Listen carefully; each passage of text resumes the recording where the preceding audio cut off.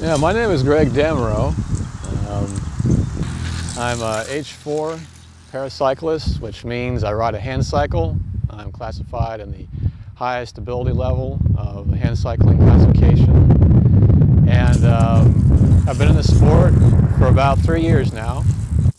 I have a lot of athletic goals that I'd like to achieve in the next few years, and one of those is to compete in the Paralympics in Rio in 2016.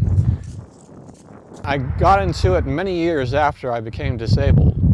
Back when I was about 18, I came down with an acute form of arthritis. After about 2 years of intense pain, I was left without the ability to use my hips. My hip sockets are fused.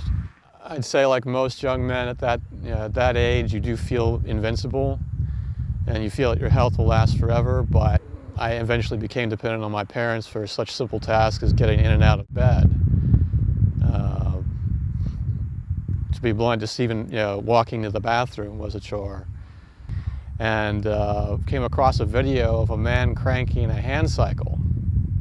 And I looked at that and I thought, I could do that. And I thought, I could probably build one. And so that's what I did. The first time that I took my hand cycle out for its first ride, I couldn't wait to get back on the bike again, because it gave me a sense of freedom that I'd never experienced before. And on a hand cycle, riding barely inches above the ground, you feel a sense of connectedness to the environment that you're riding through. My step is not as broad or as long as a normal person's stride, so keeping up with the crowd, keeping up with other people is usually kind of problematic. When I was able to move with such speed as I do on a hand cycle, that's the sense of freedom that I experience. It's the sense of speed, the sense of motion.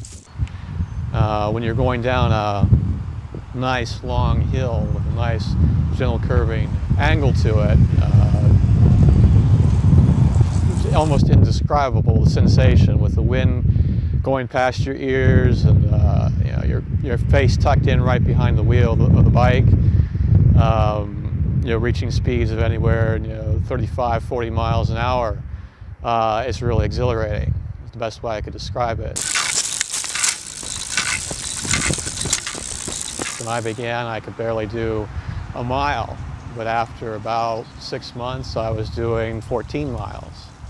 But as I had to learn getting physically better in the wake of the disease that I had, you just kept on telling yourself, stand up, get up, keep on moving, go beyond what you did even the day before.